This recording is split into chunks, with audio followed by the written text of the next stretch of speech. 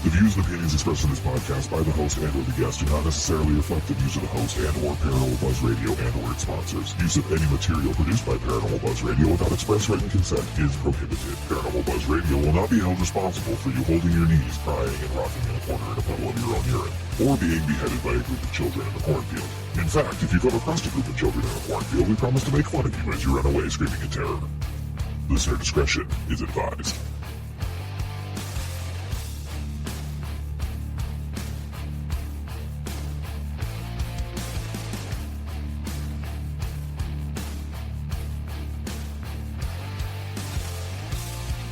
You're listening to RAP Paranormal and Friends with your hosts, Kim Purvis and Allison Robinson.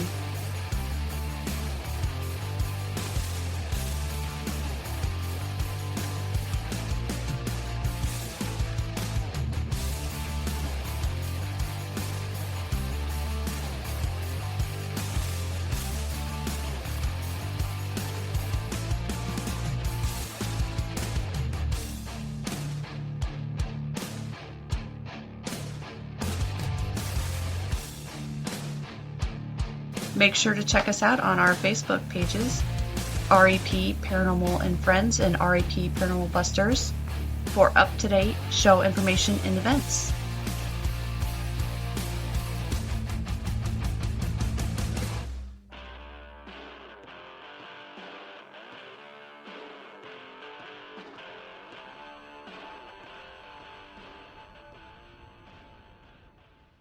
The views and opinions expressed in this podcast.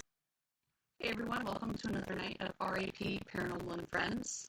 Tonight we have a special guest for you, Mark Anthony, JD Psychic Explorer, also known as the Psychic Lawyer, is a fourth-generation psychic medium who communicates with spirits. He's an Oxford-educated attorney licensed to practice law in Florida, Washington, D.C., and before the United States Supreme Court. He recently won the OMI Award for Best Psychic Medium. Mark appears nationwide on TV and radio, including CBS TV's The Doctors and Gaia TV's Beyond Belief. He co-hosts live stream show The Psychic in the Doc on Transformation Network. The Psychic Explorer travels to mystical locations in remote corners of the world to examine ancient mysteries and supernatural phenomena.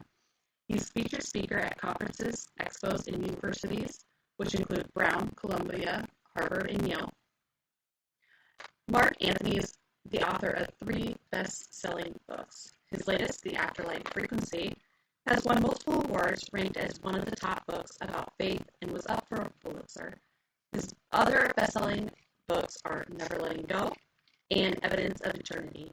He is also a VIP executive contributor for Best Holistic Life magazine. Please welcome Mark Anthony. Welcome to the show.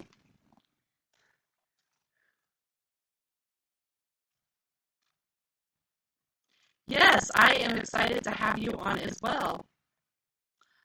Just one second here. For some reason, our audio on you just disconnected. So I can hear you, but it's not coming through on our. Let's see here. Okay, try it one more time. Testing. Can you hear me? Yep. Okay, it's working now. I don't know what happened there. It just all of a sudden you were talking and then the little lines went away. So we're back and we're kicking here. So, all right. So let's jump into talking about your book here, The Afterlife Frequency. Okay, you write about how it was growing up psychic. When did you first realize that you had this ability? I was born into a family of psychic mediums. My dad had this ability, and so did my mom. But when people think of psychics, they think of folks running around wearing turbans, waving Ouija boards at people, flinging granola. My dad was an aerospace engineer, and before that, he was a U.S. Navy SEAL. So he didn't wear turbans. And my mom was a commercial illustrator and an artist and fashion designer. So for all intents and purposes, we're the all-American family family next door, sort of. And I was the third of their children, and I was the youngest.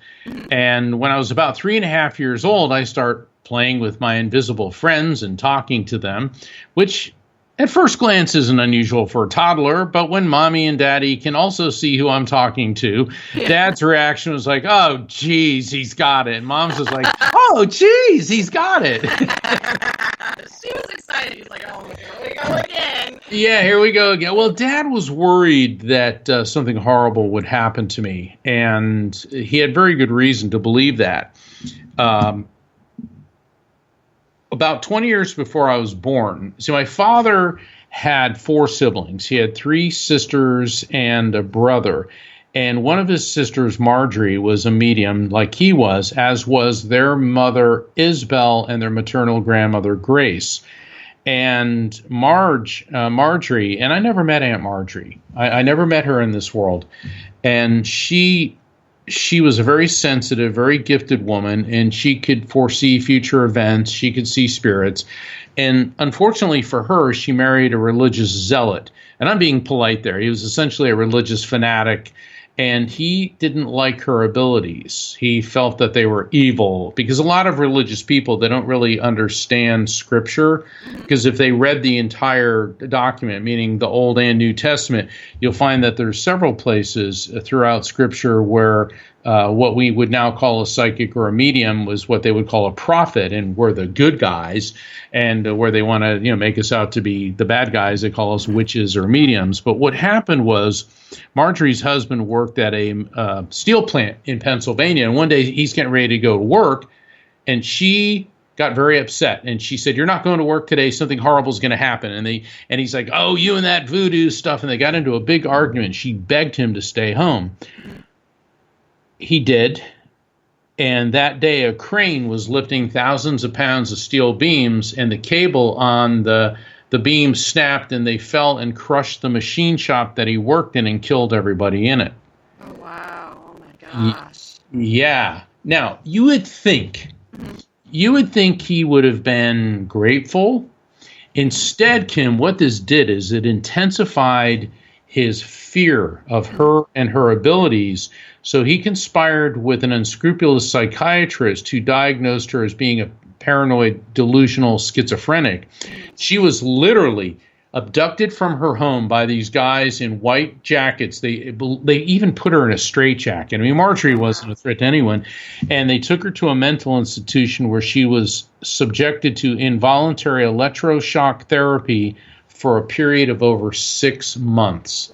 Oh, my gosh. Yeah, they did so much damage to her brain that she never again ever mentioned spirits, future events. And my mother was livid, and she wanted nothing to do with her brother-in-law, Marge's husband, after that. And so here I am, 3.5 years old, and then by the time I was 5, I was going to start first grade, and I was going to Catholic school, because my dad, I remember he sat me down and goes, "Don't tell anybody about this except your mother and I. Don't talk about this to anyone, because people who see things others don't get taken away." And it wasn't until years later, Kim, that I understood what he meant. And then when I got to Catholic school, they start with all these stories about angels and saints and all these invisible entities. And then I started really listening to what they're saying, and I figured out pretty quickly, yeah, let's not talk about this. Oh, wow. So, I mean, did you ever bring it up in school? Like, no. No. No. Kids, sometimes they just, sometimes they slip. Loose lips. Well, the funny thing is, as I got older, I went to Catholic school up till 6th grade, and then when I went to junior high school, I was in public school, and in the neighborhood that we lived in this little beachy town near, East Coast Florida.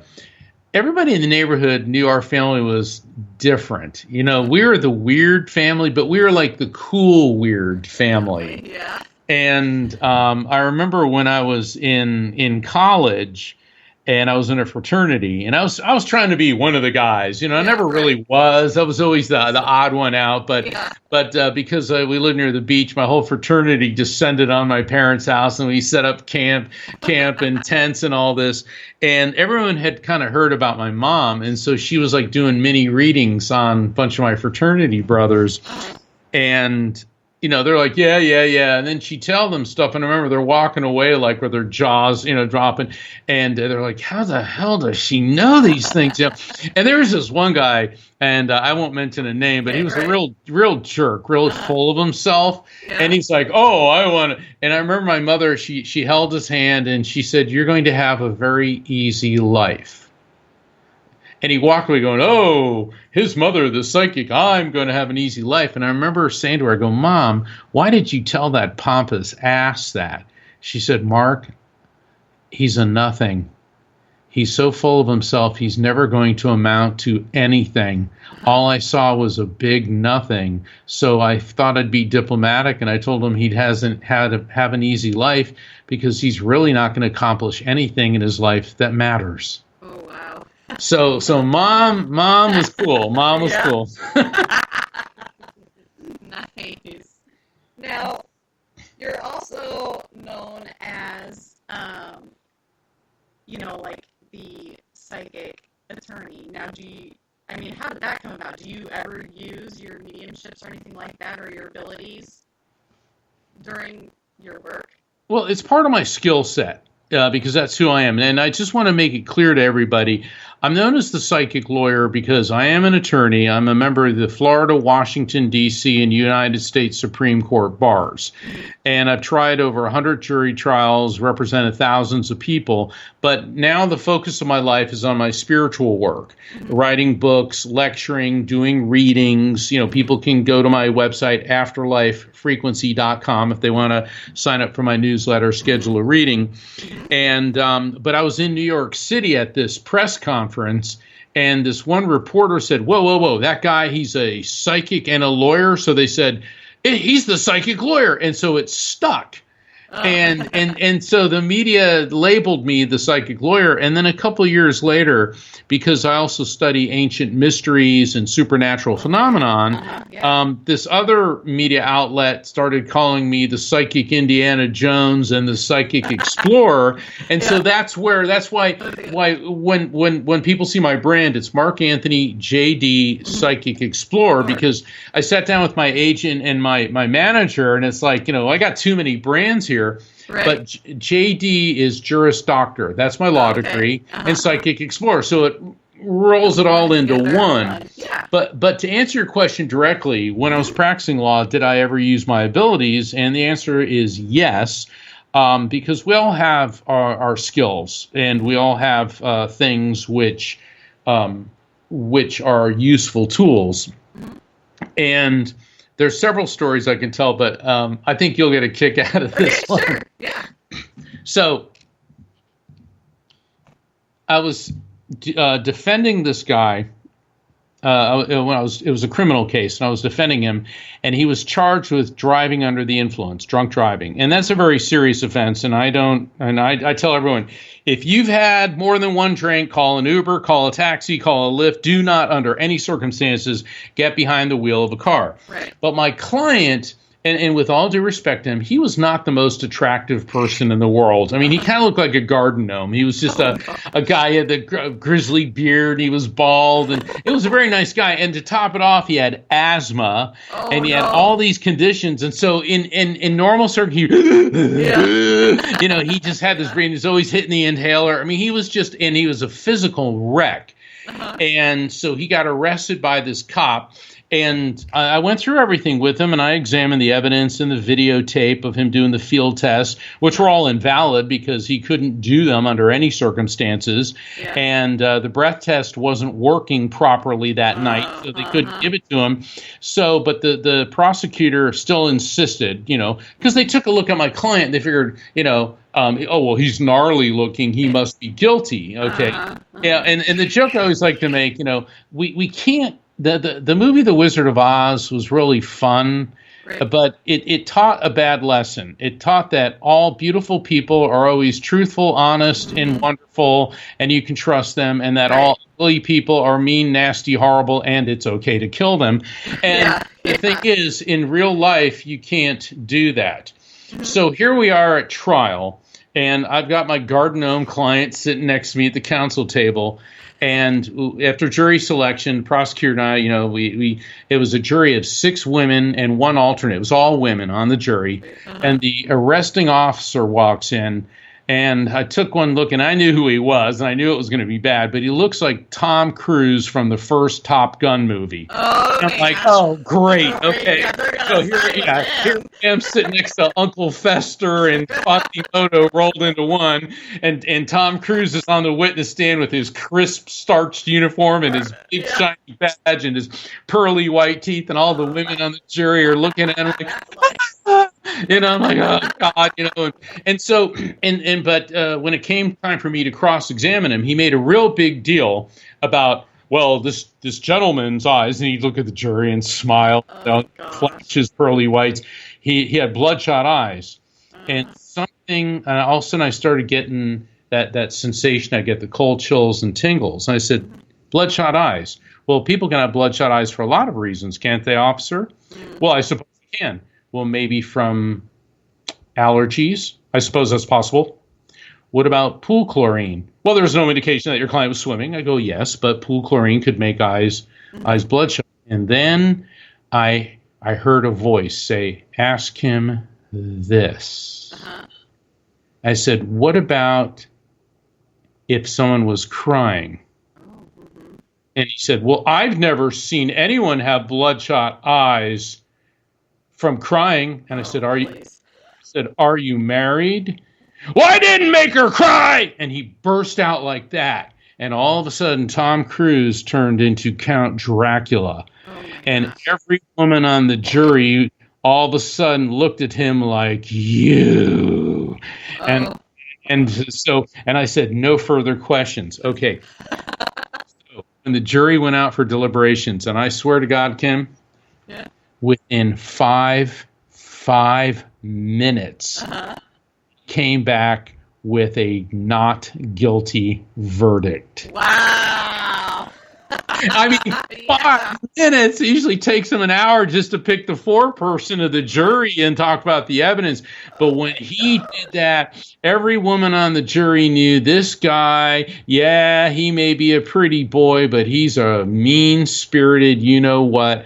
And he poisoned the well, but I had that intuitive sense. Now, there's many, many, many other examples I can give, but I just thought that would be a... That was a good one. That's a good one. I like that a lot. Now, with you working as a lawyer, how did you become interested in the brain function and the nature of consciousness? How does this all come into play with your work? I originally started my legal career as a prosecutor. So I worked for the state of Florida, and then I was hired by a civil firm to be in their criminal division. And then another firm hired me because of my reputation as a litigator, as a trial lawyer, to do both criminal and personal injury, which is where people are injured as the fault of others. And I began to take on a number of head injury cases. And so I started studying the human brain. And one of the things that I loved about the practice of law, did you ever see that movie? God, it's an older movie. It was with Al Pacino and Keanu Reeves called The Devil's Advocate. Did you ever hear about that movie? I have heard of it, but I don't honestly think I have seen it, but I do know about the movie. Yeah, well, the premise of the movie is Keanu Reeves is this young attorney who gets hired by this big, powerful law firm, and the head of the law firm is Al Pacino, who ends up being Satan himself, which certainly doesn't do a good lot for the reputation of lawyers. And, at the end, when Reeves figures out that Al Pacino's the devil, he goes, why the law? And Al Pacino, because it puts us in everything. And I or my Al Pacino impersonation, but what I liked about that is it's true. I mean, think about it. Is there any aspect of our life that doesn't have some form of rule or regulation? Right. And on one hand, people say, oh, that's terrible. On the other hand, yeah, but when you drink water that's safe to drink or eat food that doesn't kill you, that's because of that. If you get into a car that is safe to drive, in other words, there's a lot of reasons why these things are good. Now, take that to the practice of law. In my career as an attorney, I've had to work with forensics, medical doctors, brain surgeons, physicists, chemists, biologists, you name it. I had to work with that. And you've got to know this stuff backwards and forwards, because if, I'm going to put a doctor on the witness stand or a forensics expert, I need to understand what I'm asking. And then when the other side puts their witness on the stand, I need to be able to know how to cross-examine that person. But I started specializing in head injury, and so I had to learn about the human brain, and I started seeing how the complexity of it and the different parts of it. So then when I left the practice of law behind and I went into full-time mediumship, and I started studying the science of spirit communication, and I saw that there's physiological reasons why some people are better at this than others. It all came together. So that's what I loved about the practice of law, is that it gave me a background in so many different things, not just law and public speaking, but also in several different scientific disciplines. Wow. I would not be cut out as a lawyer or a attorney. I don't know how you guys do it. It's not an easy job, and I would be lying if I said I didn't miss it. I'd say the two happiest days of in my legal career was the day I got into it and the day that I left it behind. Yeah. But it was very rewarding, and it enabled me to help people in many ways. And as an attorney, I had to help people that were arrested or in accidents or whose loved ones were killed by the fault of another or were being sued for various reasons. And so going through the most difficult times in their life, and as a psychic medium, I help people cope with the death of a loved one by facilitating communication between people in our world and their loved ones in spirit. And both jobs are about evidence, because obviously an attorney has to have evidence to back up, my case. Right. And certainly as an evidential medium, I have to have the spirit transmit to me pieces of information which can be verified by the recipient. And even if the recipient doesn't know, something that they can discover after the reading, because sometimes a spirit that you don't really know could be a relative you didn't know, or they'll bring up something and then later on you'll figure out, oh my gosh, that's what it means. So the two careers, on paper, they appear to be polar opposites, but it's all about helping people, and it's all about evidence. Very nice. Now, tying into your book, your newest one, The Afterlife Frequency, how is your book different from other mediums' books? What's the difference? Quite a bit. The Afterlife Frequency is the result of years and years of research, because spirit communication is not hocus pocus or magic.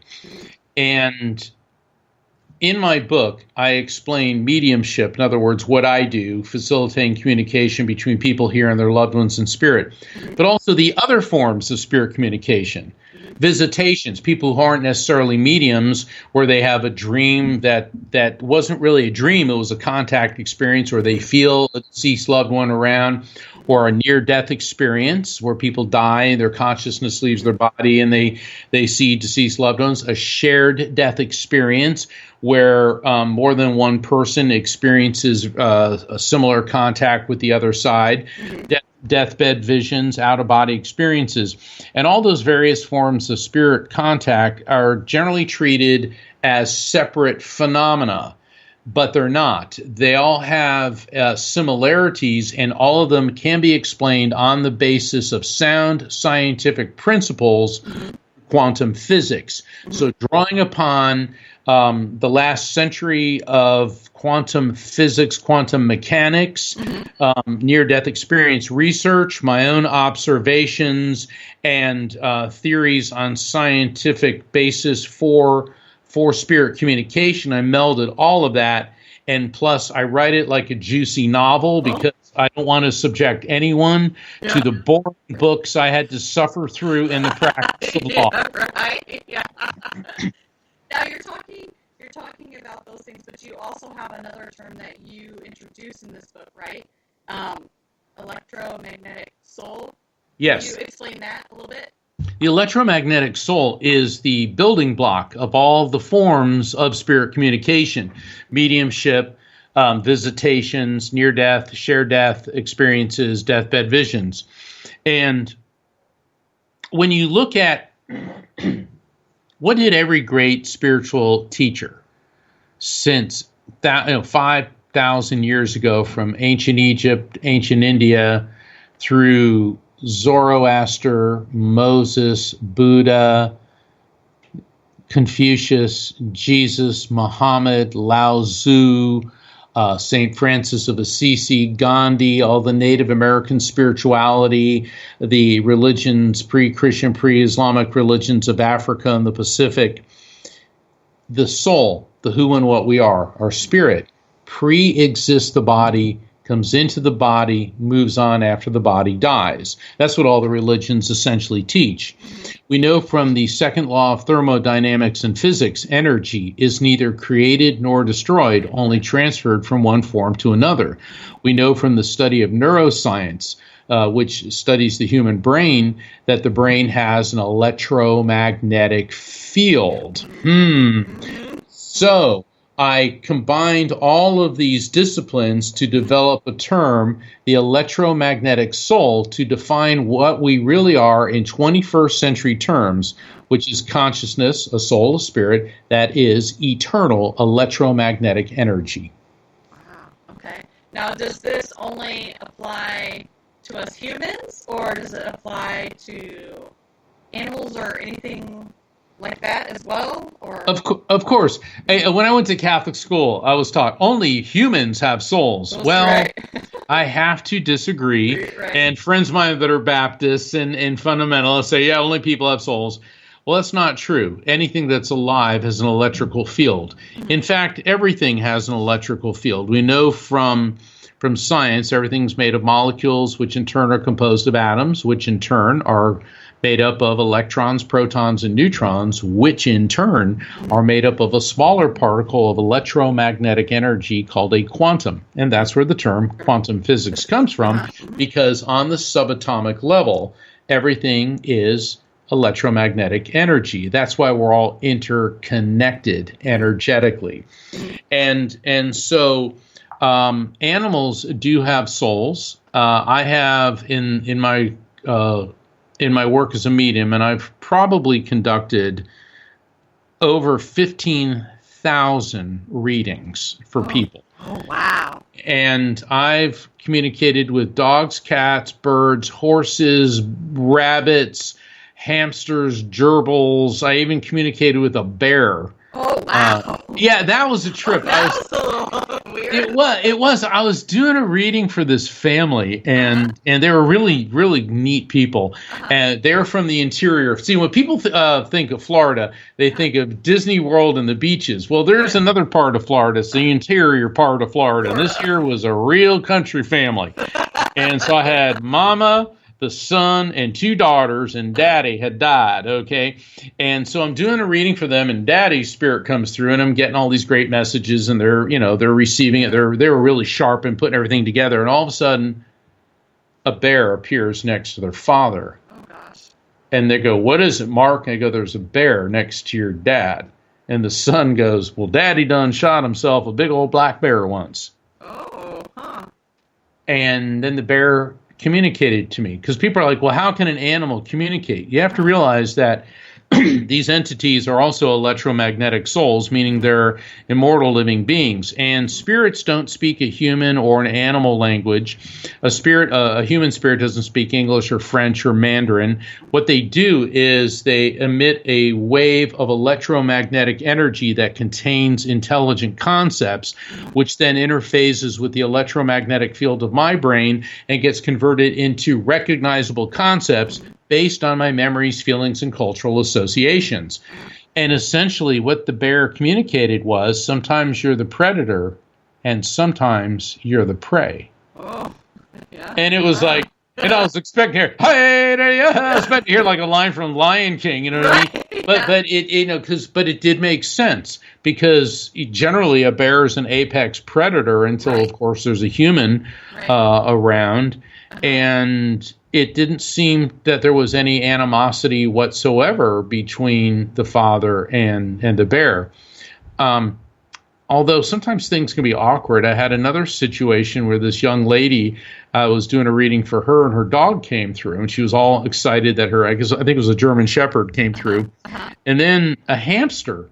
And I started describing this like hamster. It was like white and black, and she started crying. And I go, "What's wrong?" She goes, "I brought that hamster home from school, and my dog ate it." And I'm like, "Well, this is awkward." I was like, "Well, they seem to be okay now." Oh no! How would you like that? I hope it wasn't like the class pet or something. Well, you know how you have these science projects, and take the hamster home. I remember my brother brought home a chicken from school, and it grew into a rooster, and we named it Charlie. We had Charlie the chicken, and I've never heard of a chicken. Oh my gosh! I've heard of I've had when I worked at a place here in town. In high school, people would come in for science. They would get like mice and rats and things like that. But I've never heard of a chicken, so that's a first. Yeah, we had Charlie the chicken, and poor Charlie.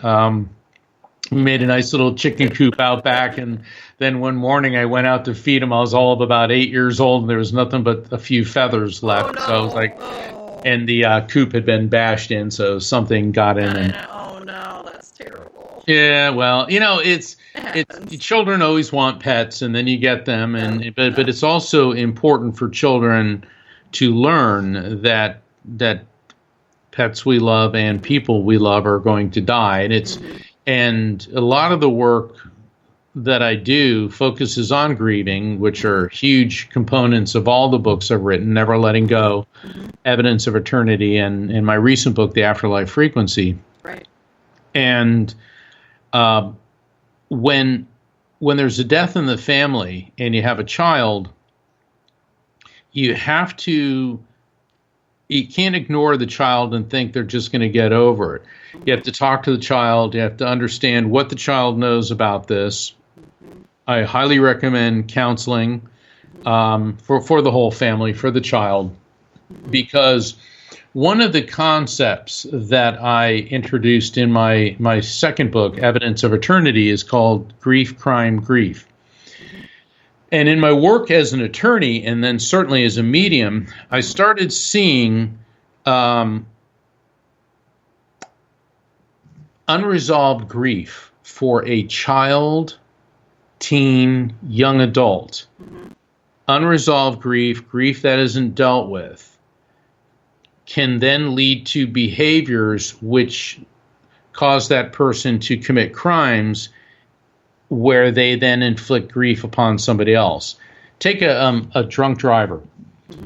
Nobody wakes up one day and says, "I'm going to get drunk tonight and go kill somebody." Right. I've never met a happy alcoholic or a happy drug addict. These people are hurting, they're depressed, and they're self-medicating.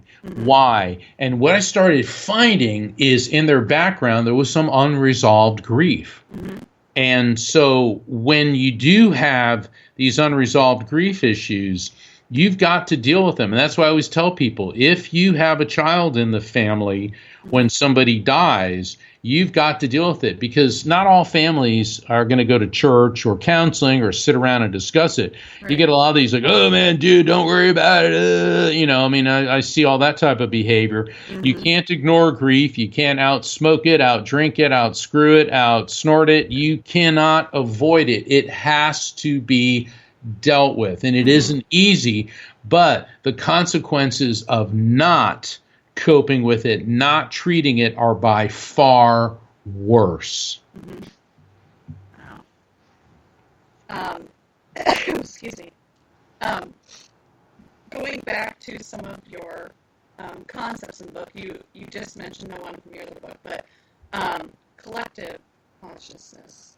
The collective consciousness that's what it is. And what do I mean by that? Mm-hmm. Well, I described the electromagnetic soul, the EMS. Well, the brain did not create your consciousness. The brain's like a computer hard drive. It merely hosts it. Because think about it. Did your computer hard drive create Windows 11 or whatever operating system you're using? No.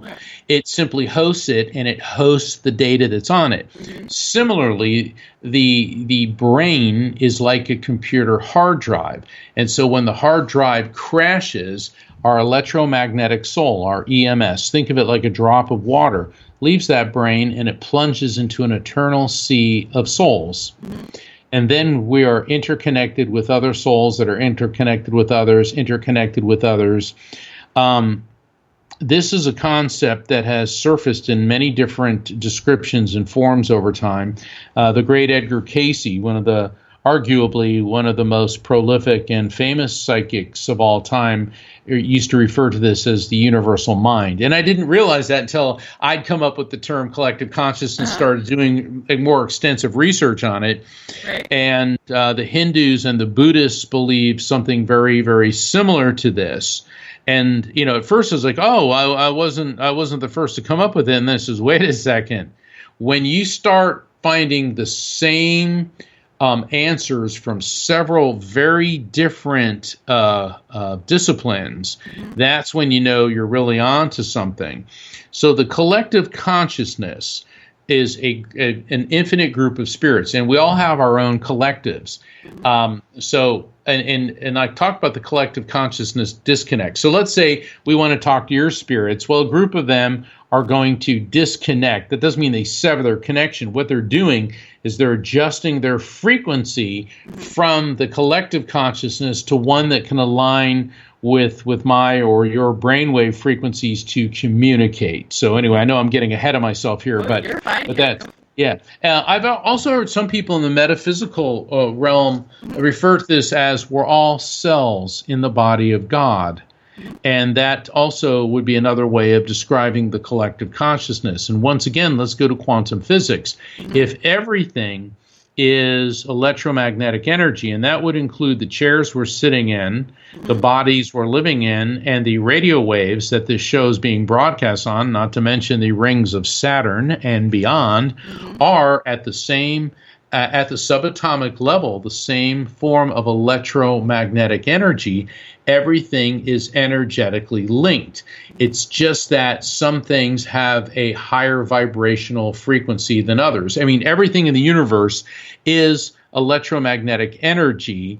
It's just that living beings have a different frequency than, say, a fountain pen or a big pen, and so spirits have a much higher vibration, but they're able to adjust their frequency so that there's an alignment between our brain waves and them, and that's what spirit communication is. Okay, yeah. So you talk about spirit communications and. I'm sure there's a difference between, like you talked about earlier with your mediumship, but then other people who may have, like, what they think may be a dream, but they're being visited by a loved one, or sometimes maybe somebody that they think is deceased, but they don't know that person. Correct. And the dream state, we have 5 different brainwave frequencies: gamma, beta, alpha, theta, and delta. And gamma is when you're running your brain at full throttle. That's when you're taking a calculus exam at Harvard, all right, or MIT. And beta is the activities for daily living state, all right? It's where we're, able to function. Right. Alpha is when you begin to relax, daydream, meditate, drift off to sleep. I always call that the groovy baby state, because alpha's like, yeah, baby. I'm like, doing some serious alpha waves. And then when you go into the dream state is theta, and then the delta state, there's very little brainwave activity, but delta's good because that's where you heal, you fight infections, but it's the alpha theta border where psychic and mediumistic activity occur. And spirits are able to spot that. So that's why dreams are one of the most popular or common ways that spirits will use to connect with us. So you get to that band, I think it's between like 3 and 13 megahertz. I've got to get the exact, but it's right around there. And spirits will align their frequency to that. And it's fascinating because people will believe spirit contact in a dream over, well, I saw Aunt Martha in the kitchen for a second, Yeah. Or, they'll say to me, oh, you're just making this stuff up. And it's like, look, I can't make this stuff up, the things that come through to me. How would I know, Daddy done shot a big old black bear? That type of thing. And I can give thousands of examples. But what's so fascinating about this is once we start understanding frequency and frequency alignment, that's the key, once again, to what makes my book, The Afterlife Frequency, so unique, is because it shows how all the different forms of spirit communication occur because of this. And now you hear also about people seeing spirits or a loved one during near-death experiences as well. Is that because they're in some kind of state where they're easier for them to communicate with them, or? Oh, not only that, I'll be giving a talk on that on Saturday, August 12th. And it's an online event sponsored by the International Association for Near-Death Studies. Okay. It's called the NDE Zone. And the thing is, it's not so much that we're in a state, it's that our EMS, our electromagnetic soul, has left our brain, and it interfaces with the higher frequency of the collective consciousness in the zone between our dimension and theirs, ergo the NDE zone. Gotcha. Yeah. So I invite everyone, if you go to my website and sign up for my newsletter at afterlifefrequency.com, you can find out about getting tickets for this event. And they're not expensive. I think it's like, if you're a member of IONS, and it's easy to become a member of IONS, it's $5. And if you're not, it's $10. Okay. Because IONS, this is part of what it's called ISGO, which is their online training. And I was very honored that they asked me to do this special event, because I've spoken several times at the International Association for Near-Death Studies annual conferences. And it's really great being part of an organization that approaches spirituality through the scientific method of analytical observation. And I think that has to be done. And Kim, in our line of work, studying the paranormal, there's people that make all types of outrageous claims, and and great claims require great proof. To paraphrase the physicist Carl Sagan, the astrophysicist Carl Sagan. And it's like these shows where they shake night vision goggles and they scream, "Oh, demon, demon!" And I'm looking at it going, I'm not seeing anything. And I've been on paranormal investigations, and you can't jump to conclusions. Right. You have to measure the electromagnetic energy that the various devices are picking up. And plus, then when you got me there, I'm picking up on things as well. Right. And it's important to go into a paranormal investigation with objectivity. Do not go in with preconceived notions. Right. And that's one of the reasons I wanted to be on this show, because I know that that's your approach as well. Yep. Oh yeah, absolutely. No, we go in with an open mind, and we go in and try to debunk as much as possible. Right. Places as well. And we like to go in cold and not know. Okay, they've had stuff here, they've had stuff there. No, we're gonna go find our own stuff. No. Right? Yeah, exactly. I hear people all the time. Oh, you'll go in and there's a spirit walking around holding a severed head. Oh, it's like, and I get there and it's like, no, there isn't. You're like, no, I don't know what you're No. Yeah. Sometimes you wonder. You just take it with a grain of salt. That's all I can say. But now, have you ever had a near-death experience yourself? I did. And I write about it in the Afterlife Frequency. And as much as I'd like to tell everyone about it, it is central to what I'm teaching in the Afterlife Frequency. So, yes, I have. But, yeah. Well, yeah, because it will make so much more sense there. And my dad had 2 NDEs. My mother had one that I know of. My sister had one. My niece had one. There's something about my family. We're very open or susceptible, or we have the proclivity for this.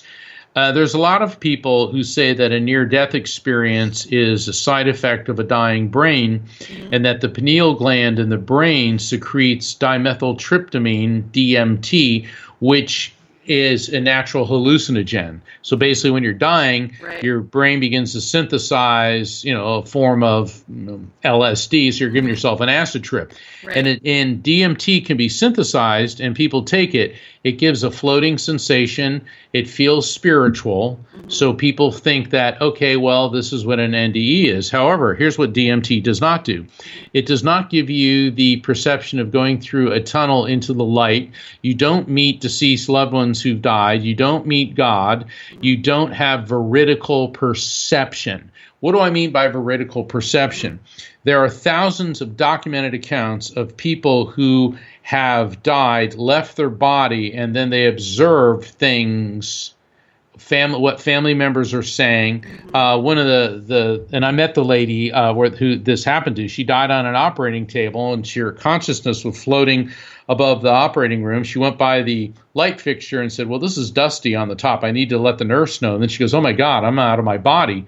Next thing she knows, she's hovering above the hospital, and she sees in the rain gutters of the hospital a blue sneaker stuck in the rain gutter. And then she was resuscitated, and she said, she told the doctor, and he said, get 2 people up on the roof right now. They went up there and found a blue sneaker in the rain gutter exactly where she said it was. I ask you, how is that a side effect of a hallucination? Right, yeah.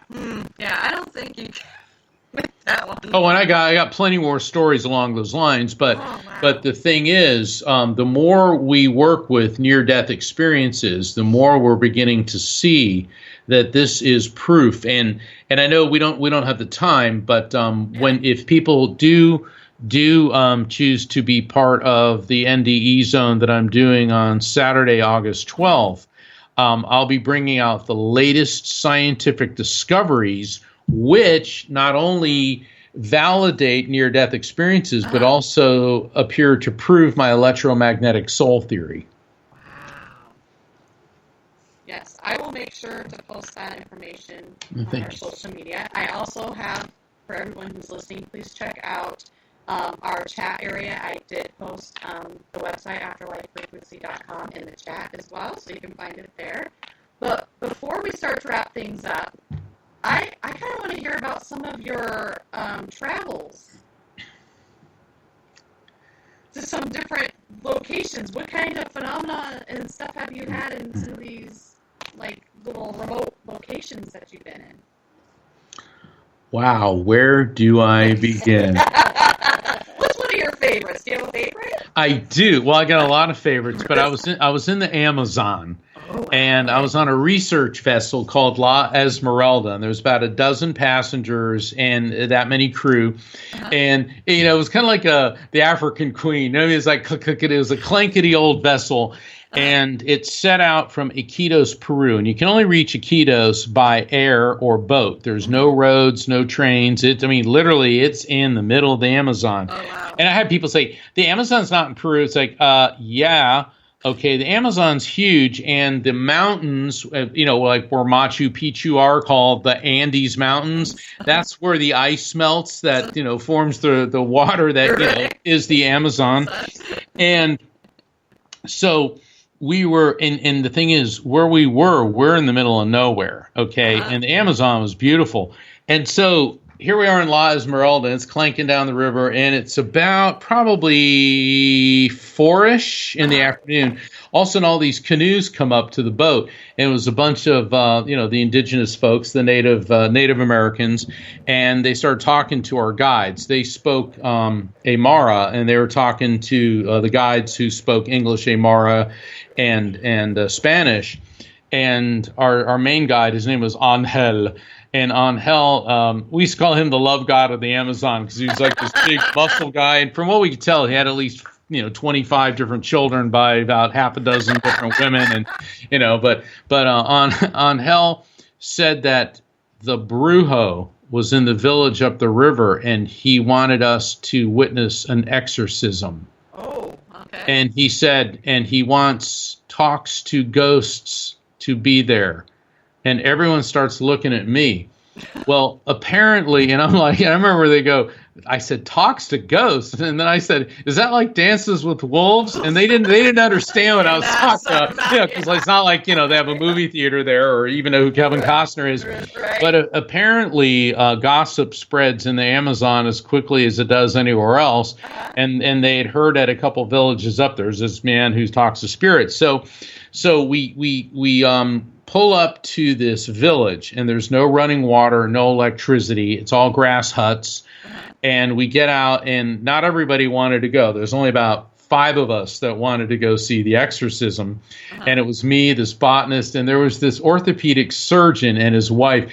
And I swear he was retired. And we gave everyone nicknames. We called them Thurston and Lovey because they reminded us of, Gilligan's Island, because he talked like this, and he was a Harvard, orthopedic surgeon. And his wife was like, oh, this is just something lovely being high. I mean, I just love these people. They were just the nicest people. And so we walk up, and I'm expecting the Brujo to have like chicken bones in his nose and feathers, but he's wearing like a baseball cap and a T-shirt and jeans. The Peace Corps goes out up there and they give out clothing, and so he goes and he was he only spoke Aymara, and he was explaining to Angel, who was translating for us. And so we go into the hut, and then all of a sudden, my Catholic paranoia from my childhood, I'm like, what if this woman really is possessed by the devil? And I'm starting to all this, and this woman's laying on her stomach, and it looked like her husband was next to her and her mother, and there's this small fire, and we're in this hut, and this real acrid smoke is there, and we all sit in a circle, and the Brujo, he was explaining to Angel, like he was so proud that we were there witnessing this. And he had all these little bottles with all these oozes and juices, and he's pouring them on her back, and he's rubbing them in. And he's saying that this is going to bring the spirits, the devils out of her. And then he starts licking them off her. Okay. And then he spits this big gelatinous glob in the palm of his hand, and I could hear Lovey going, oh! And he flings it into the fire, and he's explaining, I am casting the demons into the fire. And everybody's, like, ugh. And then he looks at me, and he said something, and Angel said he wants to know if the demons are gone. And the botanist, she's like right next to me, and everyone's smiling, and she says under her teeth, and I won't use the exact words she said. She goes, Mark, don't screw this up. It's not the word she used. She's like, because we're in a village, and there's like 100 villagers outside, and they're all, straining to listen to what's going on. This is like one of those old Johnny Weissmuller Tarzan movies. I mean, literally. Okay, so we're here, and if I offend these people, and everyone's staring at me, and I said, there are no devils here. And the thing is, the orthopedic surgeon said, she's not possessed by the devil. She has a herniated disc in her back. I've seen this thousands of times. And what it was, these people, she looked fine, but she had this pain that they couldn't figure out. So ergo, it was a devil. Okay. But she had a herniated disc. And then he pulls this big, bushy clump of weeds out. And the botanist goes, "Oh, no, dear God, no." And I go, "What?" She goes, "That's the Amazonian variant of poison ivy." Oh, God, and he starts whipping her back. Okay, and we're literally seeing the welts pouring on her back. And he's explaining to Ann Hell, who says she will feel better in a week. And I'm like, gosh, she couldn't feel worse. And the surgeon said, well, think of it this way. She's going to feel so bad now that a week from now she'll feel better. She'll still have the herniated disc, but she'll think that it's somewhat better. Oh, gosh. So she wasn't possessed. She had a herniated disc, and this is how they're dealing with it. And so when he was done with that, they thanked us for being there. And let me tell you, I mean, it was a fascinating experience, but I was happy to be back on La Esmeralda, chugging back down the Amazon. So you asked, and there it is. That is, I don't think we could top anything like that. Oh my gosh, that poor woman. Oh my I God. know. I always thought about her going, because the thing is, it's not like, you're going to get an orthopedic surgeon out there with a whole, surgical center to repair that. And, these are people. And I remember my publisher at the time thought, the story, because this story is in Evidence of Eternity. And they said, well, you're being very condescending. And it's like, no, I'm not. This is what happened. Okay. All these people are like, oh, shamans are good. Well, yeah. I mean, shaman is a term which is used to describe a number of things, but this was the real thing. Okay. And El Brujos is Spanish for witch doctor. And he was the witch doctor. And this, based on his training and experience, was how to treat a case of demonic possession. But once we are analyzing this through a scientific lens, there was no demons. It was a herniated disc. But for people who didn't understand this, it was demonic. Yeah. That's a term that's used way too often, in my opinion, as well. But that's a whole other topic. All right. Well, excuse me. Got to tickle my throat. Before we wrap things up, do you have any social media or anything that our listeners, besides your website, afterlifefrequency.com, that they can, if they have any questions or anything, that they can get in contact with you? Or Well, once again, if you go to my website, afterlifefrequency.com, you'll see all the social media logos there. Click on that. You can follow me on Facebook, Instagram, Twitter, LinkedIn. It's all there. Okay. It's all there. And then besides your the NDE zone that you have coming up on August 12th, is there any other events or expos or anything like that that you have coming up, or do you do? Oh, yeah. There's always, I got all sorts of things coming up. And that's why if you sign up for my newsletter, we'll keep you up to speed on that.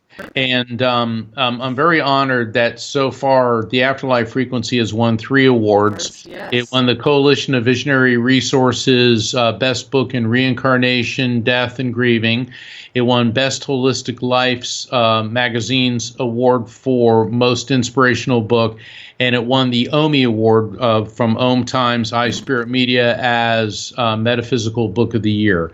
And it was nominated or was up for a Pulitzer Prize and designated by Pretty Progressive as one of the top books about faith in God. And for me, I was so honored when film legend and spiritual icon Shirley MacLaine recommended my book. Oh yeah, that's awesome. That is truly amazing. Yeah, if you have me back, I'll tell you about the reading I did for Shirley MacLaine. that was really something. You're welcome back on the show anytime. I'd like to hear a lot more also about all your adventures that you've been on. So you're welcome back anytime. So thank you. I just want to thank our guest, Mark Anthony, JD, Psychic Explorer, oh my gosh, I'm getting tongue-tied, and Psychic Lawyer for being on the show. Please go check him out. Go check out his website, afterlifefrequency.com. Check out his book. See what events he's got going on, get in touch with them. Truly awesome. It was a pleasure talking to you, so thank you so much for being on the show. And once again, like I said, we'll put our information on our social media as well, so everyone can figure out where to find you and get in touch with you if they want to, and get to some of your events or have you do a reading or something like that. Thank you. I look forward to that, and it's been an honor to be here, and thank you so very much for having me as your guest.